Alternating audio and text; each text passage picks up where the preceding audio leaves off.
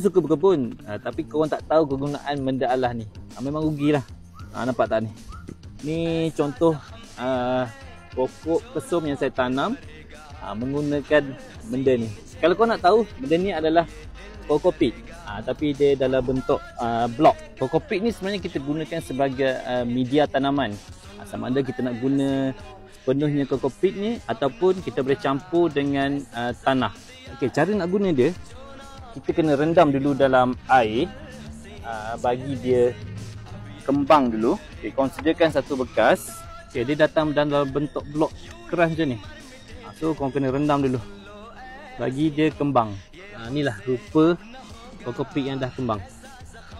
Bagusnya korang guna kokopit ni sebab dia mampu memegang air. Korang punya media tu dia takkan cepat kering kalau musim panas, dan juga dia jenis poros. Akar akan mudah untuk masuk, untuk jalan dalam tanah. Kokopit ni juga dia punya pH hampir neutral. Memang sangat bagus lah untuk media tanaman.